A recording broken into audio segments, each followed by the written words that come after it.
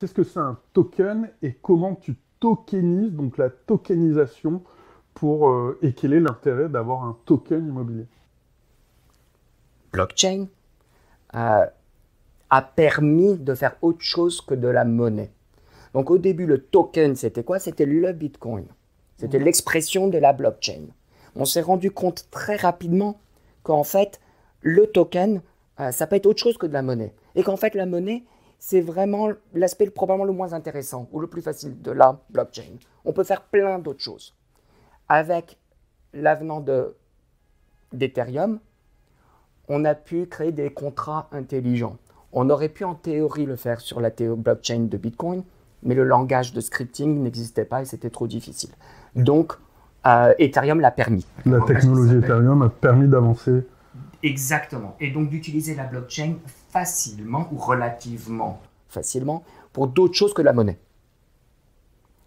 Et c'est là le début de ce qu'on appelle aujourd'hui la finance décentralisée. Cette nouvelle industrie qui explose un peu de partout et de façon, on va dire à tâtonnement, mais on va dire aussi de façon incertaine. Les choses sont encore en train d'être décidées, d'être faites et d'être construites. Donc ce token, aujourd'hui on peut avoir des contrats qui sont des algorithmes, qui sont des programmes en fait, qui sont gérés à partir d'une expression d'une blockchain, donc un jeton.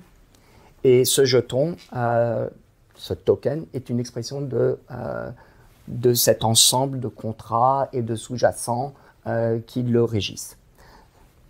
C'est entièrement dématérialisé, certes. Ceci étant, le jeton lui-même, le token, donc, peut exprimer des choses qui sont réelles dans le monde. D'accord. Par exemple, l'immobilier. Tu n'as pas la techno pour tokeniser une maison, un appartement. Donc tu vas passer, je présume, via un système d'achat de société, c'est ça?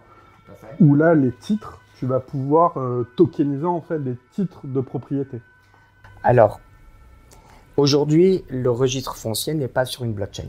D'accord. Donc, c'est absolument impossible de tokeniser directement un bien immobilier. Donc, on doit tokeniser une compagnie. Ce qui est possible maintenant et ce qui est reconnu aussi. On peut dire que l'expression d'une compagnie, par action ou par un membre, une SARL, je pense en France, ou une LLC aux États-Unis, ça n'a pas d'action, mais on peut tokeniser, on peut exprimer les intérêts en token cryptographique. Et c'est reconnu. C'est-à-dire que j'ai ce token, donc je suis propriétaire en part de cette compagnie. C'est reconnu, ça marche légalement. Donc, ce qu'on fait, c'est qu'il y a une compagnie qui achète un bien immobilier. Le propriétaire de registre, c'est la compagnie. Sur le registre foncier, on voit la compagnie qui apparaît comme propriétaire.